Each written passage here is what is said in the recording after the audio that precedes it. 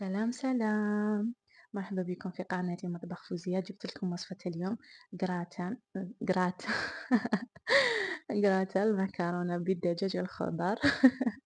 نتعلم ننطق في اسم الجراتا.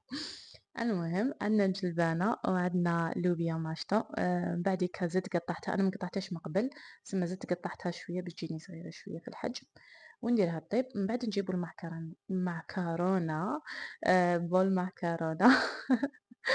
زدت لها الماء ونديرها طيب هي كذلك. بعد نجيبو الدجاج نقطعو، تقدروا تطحنوه ولا تقطعوه، تبقى الاختيار عندكم.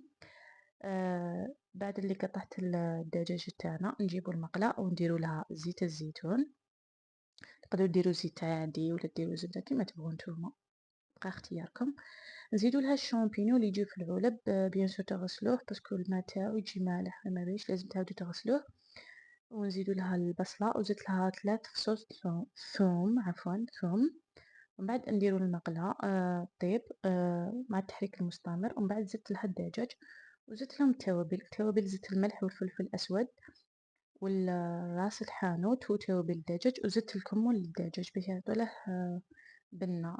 الكمون دايما يجي مع الدجاج كيما هاك حسب ما نفهم أنا.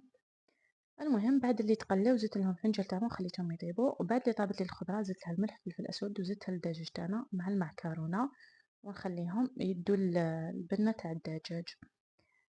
بعد اللي خلطتهم في رحبة نجيب زوج حبات تاع البيض، زدت لهم ملح فلفل اسود ونخلطهم. وعندي فرماج تاع لافاش كيري الكريمي، زدت معاه شويه تاع حليب. انا ما درتش كريم ولا ما درتش كريم فريش ولا درت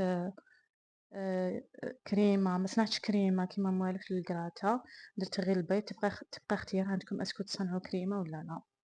المهم جبت المول درت له الزبده قبل باش ما تحصلناش الكراتا تاعنا. نديرو الطبقة الأولى نديرو لها البيض مع الحليب والفرماج اللي وجدناه من قبل، ومن بعد نزيدو الطبقة الثانية ونديرو لها البيض مع التالي.